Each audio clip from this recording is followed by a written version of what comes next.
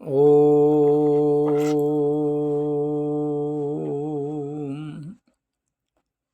सच्चिदानन्दरूपाय विश्वोत्पत्त्यादिहेतवे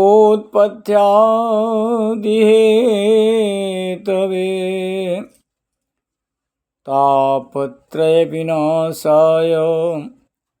श्रीकृष्णाय वयं नमः। परम प्रिय गीता प्रेमियों, आप सबको मेरा कोटि नमन। पिछली बार हमने चर्चा की कि भगवान ने अर्जुन को सोचा कि पहले इसको ज्ञान की जरूरत है, क्योंकि ये युद्ध से भटक गया है। भटकने के बाद जब तक ज्ञान नहीं होगा तब तक ये युद्ध के लिए तैयार नहीं होगा। ऐसा विचार करके भगवान ने आत्म तत्व का ज्ञान देना शुरू किया, क्योंकि आदमी को जब तक अपने बारे में पता नहीं हो कि मैं क्या हूँ, तब तक वो आगे कुछ समझ नहीं पाता, कर नहीं पाता। तो वही भगवान ने बताया कि तुम आत्मा हो, तुम्हारा किसी काल में विनाश नहीं है।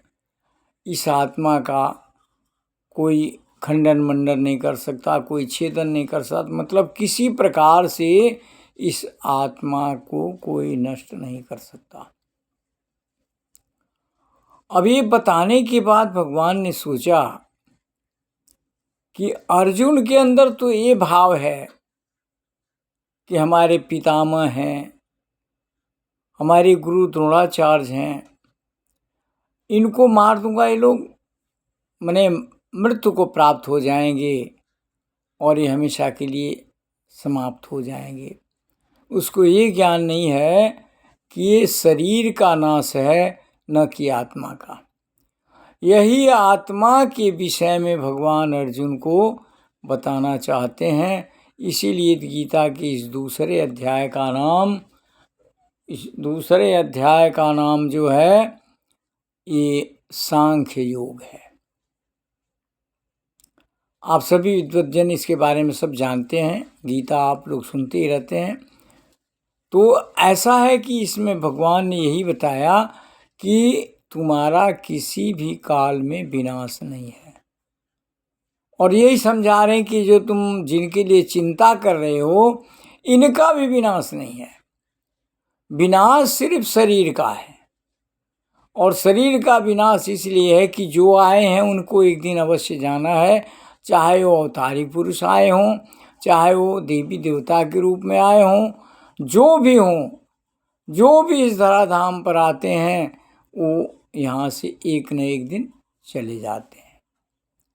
लेकिन आत्मा का विनाश नहीं है, अर्थात तुम्हारे अंदर जो दिव्य आत्मा है ये सिर्फ चोला बदलती है। अर्थात जैसे हमने पहले भी बताया था कि जैसे पुराने कपड़े हो जाएं तो उसको त्याग करके मनुष्य नया वस्त्र धारण कर लेता है, उसी प्रकार से ये आत्मा जब शरीर काम की नहीं होती है, जीर्ण शीर्ण हो जाती है, तो इसका त्याग करके फिर नया चोला धारण कर लेती है। तो इसके बारे में भगवान बोलते हैं तुम्हें चिंता करने की जरूरत नहीं है, तुम इसके बारे में बिल्कुल चिंतित मत हो।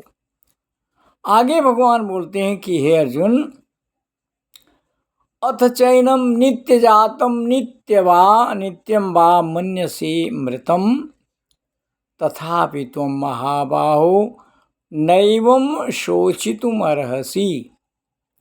भगवान कहते हैं कि किंतु यदि तुम ये मानता है कि आत्मा जन्मने मरने वाला है, अगर तुम्हारी ये भावना है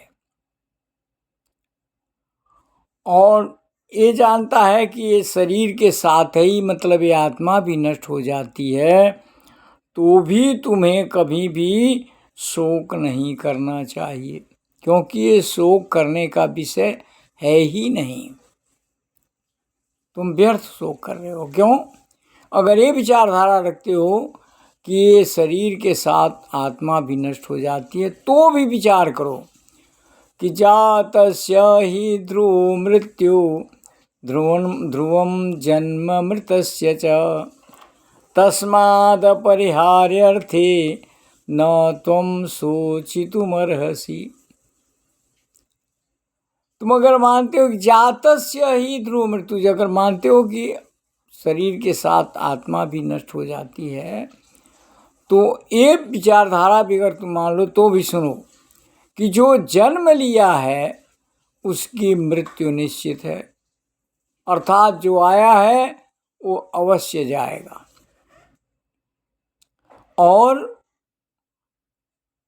ध्रुवम जन्म मृतस्य च, कि मैंने जो आया है उसको एक दिन मरना है, और जो मर गया है उसको एक दिन अवश्यमेव जन्म लेना है।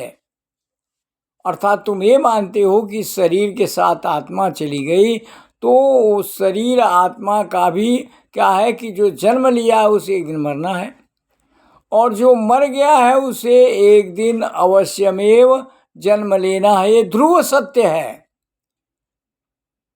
और ये विषय अपरिहार्य है, इसका आज तक कोई समाधान नहीं कर पाया। तो इस अचिंत्य वस्तु के बारे में भी तुम्हें शोक नहीं करना चाहिए, क्योंकि महापुरुष लोग बताते हैं कि आए हैं सो जाएंगे राजा रंक फकीर, एक सिंहासन